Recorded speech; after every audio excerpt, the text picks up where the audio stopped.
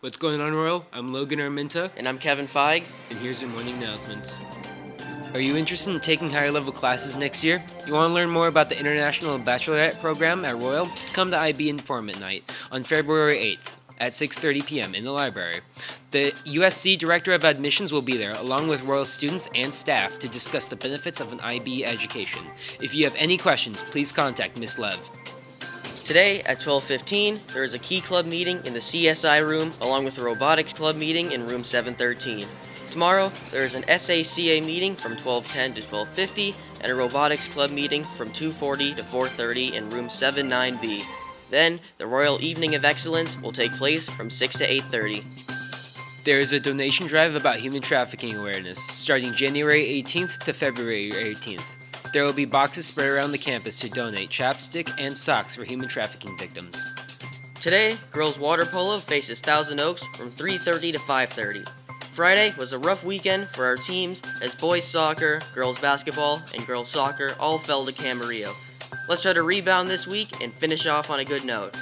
Well, that's coming into conference championship weekend, I was even more hyped than last year, as on paper, we had two great matchups. Well, one of those great matchups went into the toilet no less than 5 minutes into the game. The game between the Eagles and the 49ers was this matchup. On the first drive of the game, the Eagles struck quickly thanks to a terrible call by the referees on a Devontae Smith catch on 4th down. Then, on San Francisco's first drive, Purdy was strip-sacked and the Eagles recovered. More notable, Purdy injured his elbow on that play so badly that he couldn't even feel his fingers when holding the ball.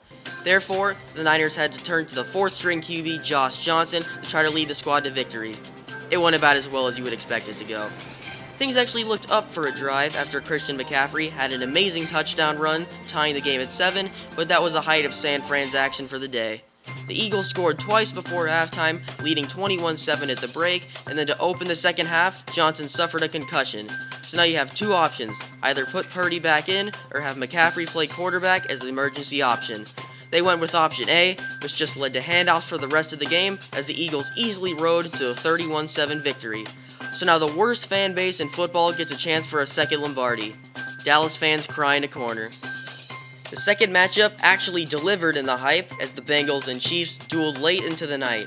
It was another amazing matchup that included a lot of BS luck and terrible ref ball alike.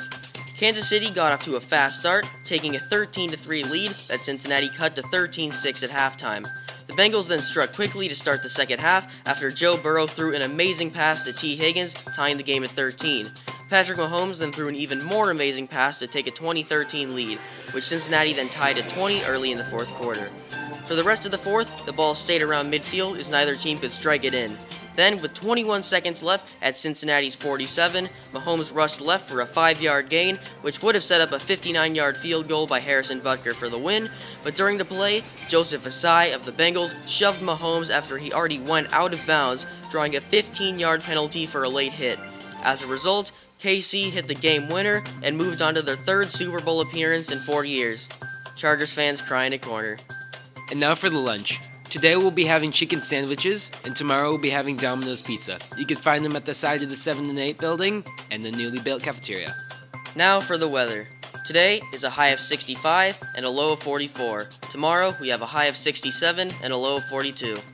Hey Ro, this is just a reminder. Any outside food deliveries can only be picked up during lunch. If you order it prior to lunch, you may only pick it up at lunch. You may not pick it up during a free period or a passing period. That was your announcements, Royal. Have a great day.